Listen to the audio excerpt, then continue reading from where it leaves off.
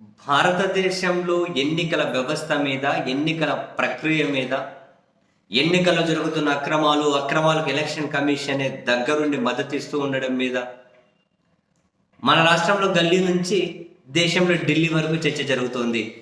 ఆ చర్చ కళ్ళ ముందు సాక్ష్యాలను పెట్టుకొని జరుగుతూ ఉంది. Note this point. దేశంలో రాహుల్ గాంధీ సాక్ష్యాలను చూపెడుతూ ఉన్నారు. మన రాష్ట్రంలో కళ్ళ ముందు ఎన్నికల ప్రక్రియ ఎలక్షన్ కమిషన్ ఏ విధంగా నిర్వహిస్తుందని నేను అడిగిన పులిందులో ఒంటి బిడ్డ జడ్పీటీసీలో చూసాం. అంటే ఎన్నికల అక్రమాల గురించి ఆంధ్రప్రదేశ్లో ఎట్లా ఈవీఎంలో మొత్తం ఓట్లు వేసిన తర్వాత 100%, 99% బ్యాటరీ ఎట్లా సాధ్యమో తెలియదు. 12.5% ఓట్ల శాతం ఎట్లా పెరిగిందో తెలియదు. అండ్ ఏకంగా 1,00,000 దొంగ ఓట్లు ఒక అసెంబ్లీ నియోజకవర్గంలో ఎట్లా చేర్చారో తెలియదు. ఇవన్నీ ఎంత పెద్ద చర్చ జరుగుతుంది. అండ్ దేశంలో ఈవీఎంల మీద చాలా చాలా చాలా రోజుల నుంచి కూడా చర్చ జరుగుతుంది. ఈవీఎంలను బహిష్కరించాలి, బ్యాలెట్ పేపర్లతో ఎన్నికలు జరిపించాలి, అది కూడా దేశవ్యాప్తంగా ఒకేసారి జరిపించాలి. అదే ఈవీఎంలను మ్యానిపులేట్ చేయొచ్చు అని చెప్పి ఇప్పటికే తోపు ఎలాన్ మస్క్ లాంటి వాళ్ళు కూడా స్టేట్మెంట్లు ఇచ్చి ఉన్నారు. అప్పుడు ఎలాన్ మస్క్కి భారతదేశంలో కొందరు ప్రముఖులకు కూడా ఒక ట్వీట్ వారు జరిగింది. అండ్ తాజాగా ఇదే ఈవీఎంల మీద అమెరికా అధ్యక్షుడు డొనాల్డ్ ట్రంప్ సంచలనమైనటువంటి ప్రకటన చేశారు. 2026 అమెరికాలో మధ్యంతర ఎన్నికల్లోగా mail in ballot mail in vote ఈవీఎంల మిషన్లలో వేసే ఓటు ఇవి ఏవైతే ఉంటాయో ఈ మొత్తం సిస్టమ్ని రద్దు చేసేస్తా. కేవలం బ్యాలెట్ ద్వారా మాత్రమే దేశమంతా ఎక్కడ ఏ ఎన్నిక జరిగినా బ్యాలెట్ పేపర్ ద్వారా మాత్రమే జరిగే కార్యనిర్వాహక ఉత్తర్వుల మీద సంతకం పెడతా.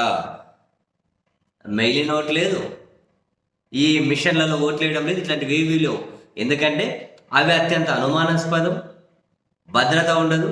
ప్రజాస్వామ్యానికి భద్రత కావాలి అన్నా, ఓట్లలో ఫెయిర్నెస్ కావాలి అన్నా వాటర్ ప్రూఫ్ బ్యాలెట్ పేపర్లు ఏవైతే ఉంటాయో దాని ద్వారా మాత్రమే ఎన్నికలు జరగాలి. అదే ప్రజాస్వామ్యానికి భద్రత.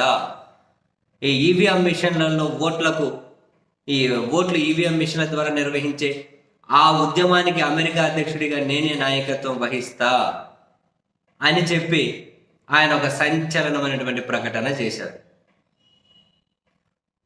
మన దేశంలో కూడా బ్యాలెట్ పేపర్ల ఎన్నికలు జరిపి లోక్సభకు ఒకేసారి దేశమంతా ఒకేసారి విడతలేదు. మన విడతల రూపంలో ఎంత మోసం చేశారో చూసాం.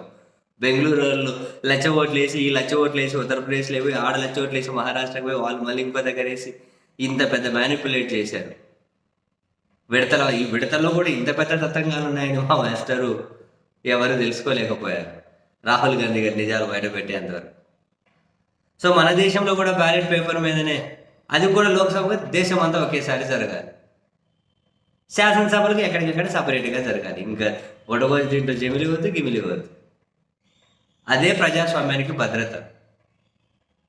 ఆ సిస్టానికి మద్దతు పలకాలి మనందరం. అదొక పద్ధతి బాగుంటుంది. జరుగుతుంది అంటారా?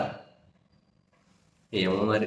దేశంలో ప్రస్తుత నాయకత్వ స్థానంలో ఉన్న వాళ్ళు, కీలకమైన రాజ్యాంగ వ్యవస్థలో ఉన్న వాళ్ళు, వీళ్ళని చూస్తే ఏం జరిగేది అనిపిస్తుంది. ఫెయిర్నెస్ ఎక్కడ ఆశిస్తామండి? మీకు ఎక్కడైనా అనిపిస్తుందా ఏ వ్యవస్థలో అయినా ఫెయిర్నెస్?